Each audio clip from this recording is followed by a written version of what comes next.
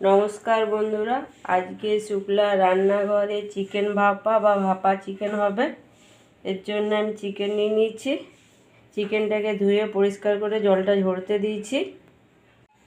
আর chicken ভাপা করার জন্যে হাড় বাদ দিয়ে চিকেন নিলে ভালো হয়, তবে আমারগুলো একটু একটু হাড় আছে।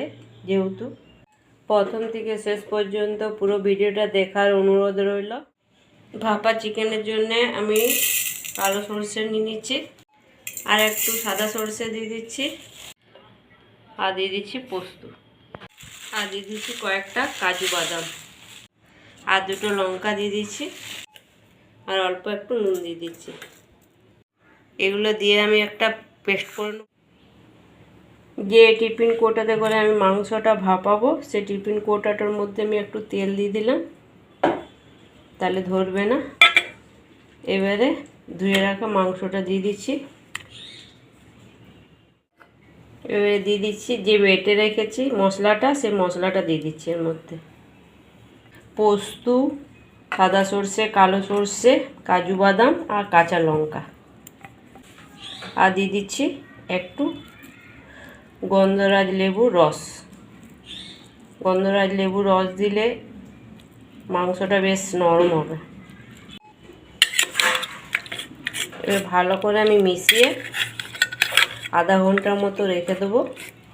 আপনাদের যদি হাতে টাইম থাকে তাহলে আরও বেশিক্ষণ রেখে দিতে পারেন, তবে আমার হাতে টাইমটা কম আছে, আমি ওই জন্য আধা ঘন্টার মতো রেখে দেবো। আর দিয়ে দিচ্ছি অল্প একটু হলুদ। কড়াই চাপিয়ে দিয়েছি, কড়াই গরম হয়ে গেছে, কড়াইয়ের মধ্যে তেল দিয়ে দিচ্ছি। কেটে রাখা পেঁয়াজটা দিয়ে দিচ্ছি। পেঁয়াজটাকে দিয়ে আমি হালকা করে ভেজে নেবো একটু।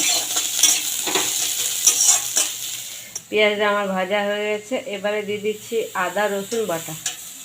আদা রসুনটাকে আমি একটু ভেজে নেব। দিয়ে দিচ্ছি হলুদ, আর দিয়ে দিচ্ছি কালারের জন্য একটু কাশ্মীরি লঙ্কা, আর স্বাদ অনুযায়ী নুন। যেহেতু আমার নুন দেওয়া আছে সেই অনুযায়ী নুনটা দিলাম। সামান্য একটু জল দিয়ে মশলাটাকে আমি কষিয়ে নেব ভালো করে। আর দিয়ে দিচ্ছি একটু টক দই, আর সামান্য একটু চিনি দিয়ে দিচ্ছি, আর একটু কসুরি মেথি।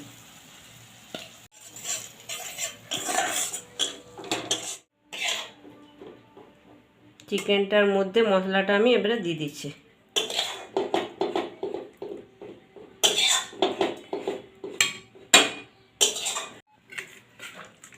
ভালো করে মিশিয়ে দিচ্ছি সব।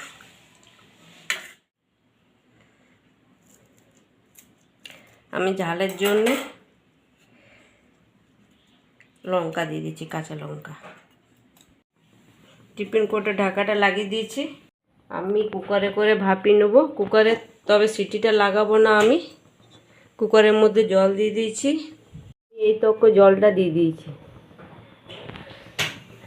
এবার টিফিন কোটোটা দিয়ে দিলাম। আমি সিটি লাগাবো না, এরকম ভাপিয়ে নেবো। ঢাকাটা লাগিয়ে দিলাম।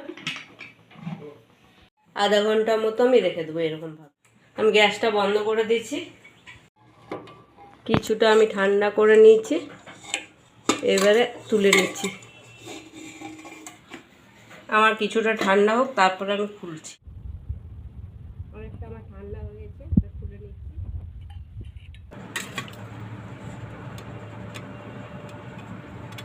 সিদ্ধটা কত সুন্দর হয়েছে। আজকে চিকেন ভাপা রেসিপিটা আপনাদের কেমন লাগলো অবশ্যই জানাবেন। যদি ভালো লাগে লাইক, শেয়ার, সাবস্ক্রাইব করবেন, আর পাশে থেকে সাপোর্ট করবেন। ধন্যবাদ।